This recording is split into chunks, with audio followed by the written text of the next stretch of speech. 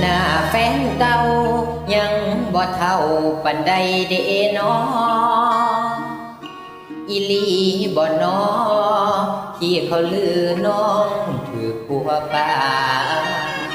เป็นโสดรอบสองอ้ายได้ฟังจากคนเขาสาบ่กล้าไปหาย่านเขาว่าอ้ายเป็นโตการเห็นเจ้าเที่ยวผ่านกายหน้าบ้านจอบถามจังหูฟังน้องเว้าสู่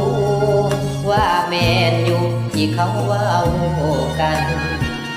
เฮ็ดหน้าเงายิ้มเศร้าๆเห็นแล้วสงสารอดีตเคยหวานมันก็เลยหวนมาสั่นคลอนเป็นสิ้นสองตอนเนื้อคู่กันแล้วบอกลาถึงเขาเคยพลาดตอนน้องลอยแต่งงานก่อนแต่ในที่สุดฟ้าดินก็ช่วยตัดตอนให้สองเขาย้อนกลับมาพ่อขอเดินร่วมทางเห็นหน้าแฟนเก่ายังบ่เท่าปันใดเด้น้อ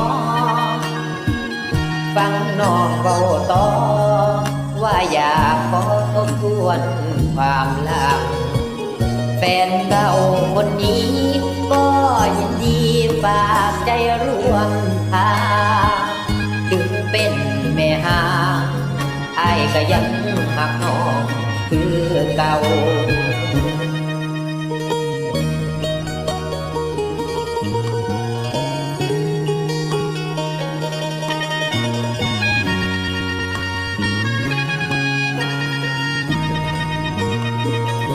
เป็นสิ้นสองตอนเมื่อคู่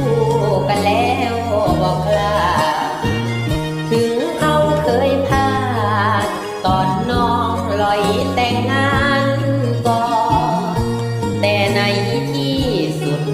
ฟ้าดินก็ช่วยตัดตอนให้สองเขาย้อนกลับมาพ่อขอเดินร่วมทางเห็นหน้าแฟนเก่า